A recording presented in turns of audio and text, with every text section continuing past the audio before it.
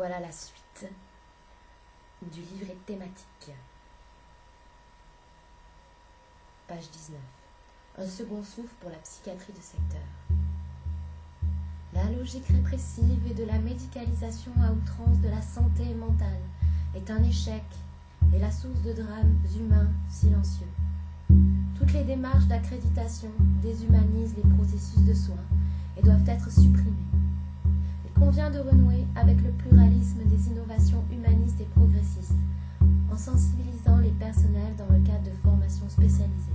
Nous construirons avec les professionnels des filières de soins non segmentées, la psychiatrie de secteur, notamment les centres médico-psychologiques, aura les moyens humains et financiers de fonctionner, à commencer en urgence par les lits de psychiatrie dont le nombre a été drastiquement réduit ces 20 dernières années.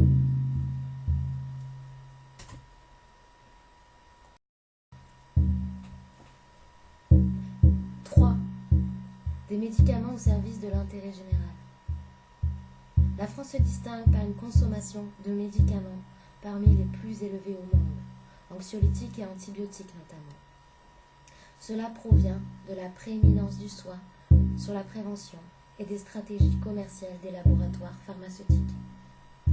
Ainsi, les prescriptions médicales contiennent-elles davantage de produits que dans les autres pays, avec notamment une part plus élevée de médicaments récents et coûteux, pas toujours plus efficaces que des produits plus anciens. Cette situation ne profite qu'à l'industrie pharmaceutique et menace même la santé de la population.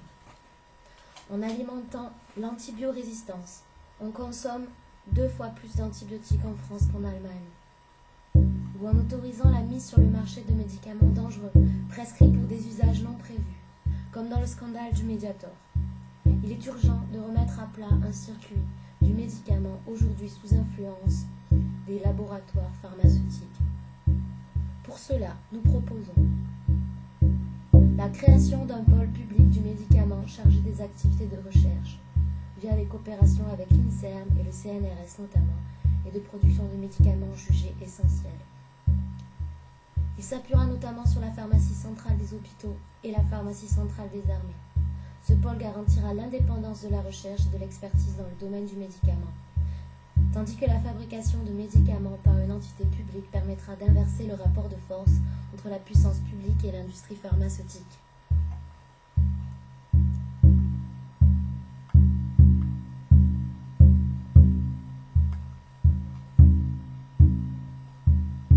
La création d'un dispositif de formation continue de qualité sur les produits de santé, obligatoire pour l'ensemble des professionnels de santé. Parallèlement, la publicité sur le médicament sera interdite, ainsi que l'accès libre des visiteurs médicaux dans l'hôpital public. La réorganisation des entités chargées de la régulation de la chaîne du médicament, l'ANSM et l'HAS. Donc c'est l'Agence nationale de sécurité des médicaments et l'HAS, l'autorité de santé, et de la fixation de leur prix, du CEPS, qui manquent de moyens et qui sont marqués par de multiples conflits d'intérêts. Des experts indépendants garantiront une évaluation transparente et rigoureuse des produits. L'accent sera mis aussi sur la surveillance en vie réelle des produits de santé, point faible de notre dispositif de sécurité sanitaire.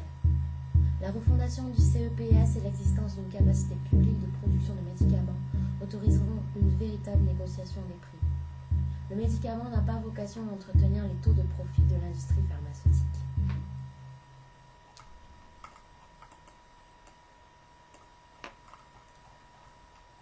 Donc, 4. Un système 100% solidaire. Considérer les dépenses de santé comme un coût à comprimer est un contresens. Cela se traduit par une austérité budgétaire qui dégrade l'état de santé de la population, comme l'a montré la catastrophe sanitaire grecque, et qui coûte, in fine, plus cher à la collectivité. Il convient donc de sanctuariser les moyens, d'assurer un financement solidaire de notre système de santé et de garantir une prise en charge intégrale des prestations de soins et de prévention, tout en veillant à éviter les dépenses inutiles. Les assurés sociaux ont financé pendant des années un médicament toxique comme le Mediator.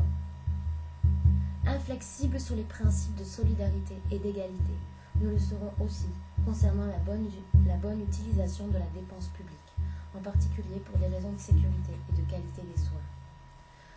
Une telle approche passera par instaurer le 100% Sécu en remboursant à 100% les soins de santé prescrits, dont les soins et appareils dentaires, optiques et auditifs, et faire baisser les tarifs des lunettes et appareils auditifs. Cette prise en charge intégrale des dépenses de soins par l'assurance maladie impliquera que les usagers n'auront plus €1 à sortir pour se soigner. La suppression de l'objectif national de dépenses de l'assurance maladie et l'affectation à l'assurance maladie de ressources propres indépendantes du budget de l'État via une CSG progressive rénovée, la suppression de nombreuses niches sociales aujourd'hui compensées par l'État et la transformation en cotisation sociale des primes aujourd'hui versées aux complémentaires santé. La lutte contre les dépenses inutiles en définissant démocratiquement un périmètre de la solidarité de tous les biens et services médicaux dont l'utilité médicale est reconnue. Des pays comme la Suède établissent des listes de médicaments jugés essentiels.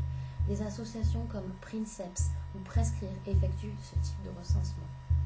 Une renégociation des prix exorbitants exigés par certains laboratoires pharmaceutiques et certaines catégories de professionnels, optiques, dentaires, audioprothèses, etc.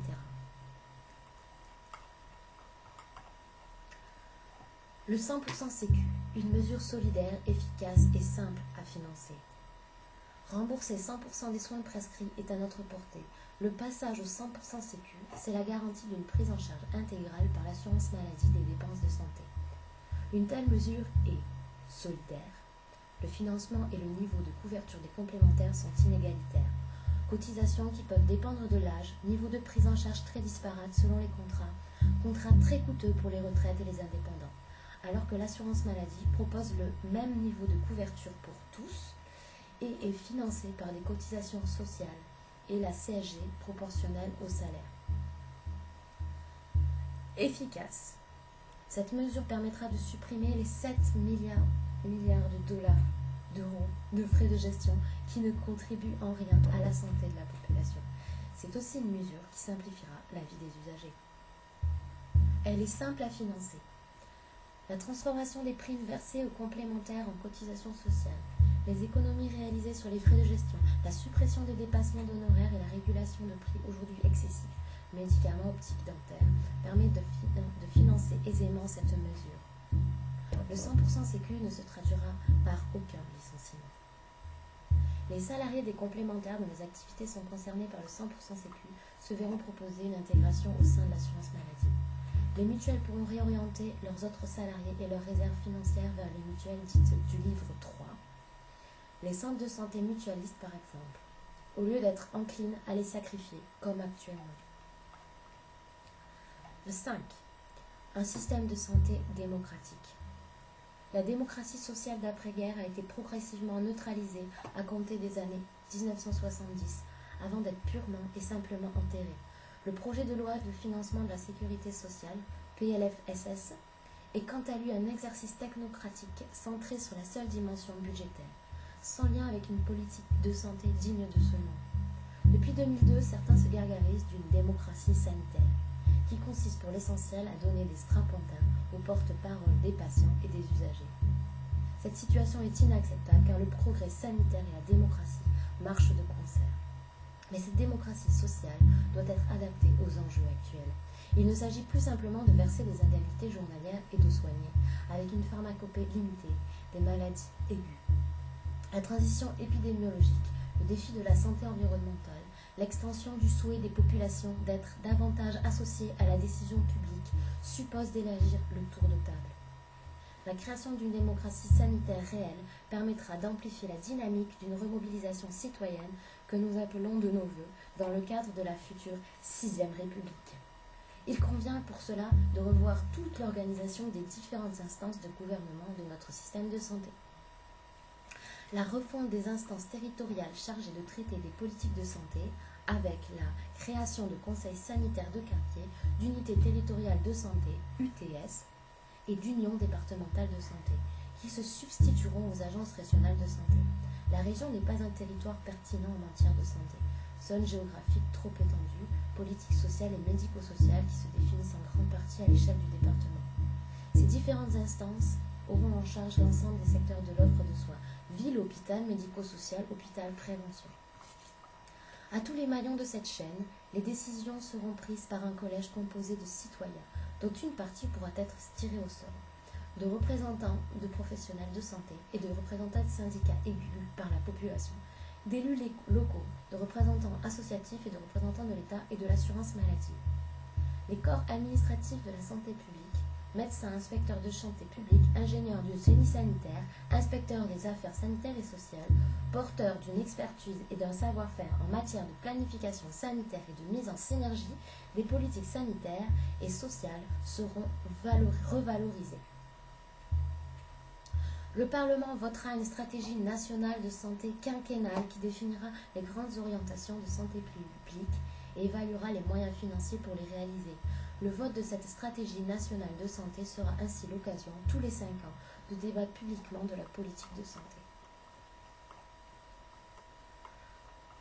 Donc voilà, on arrive à la fin. La santé, notre bien commun. Les livrets de la France insoumise complètent l'avenir en commun. Le programme de la France insoumise et de son candidat Jean-Luc Mélenchon. L'avenir en commun n'a de sens que si nous le construisons ensemble au cours d'un processus collectif de débat. La collection Les livrets de la France insoumise offre cet espace d'échange pour enrichir le programme en continu. Les livrets abordent une variété de sujets qui donneront à la France son nouveau visage et l'inscriront différemment dans le monde.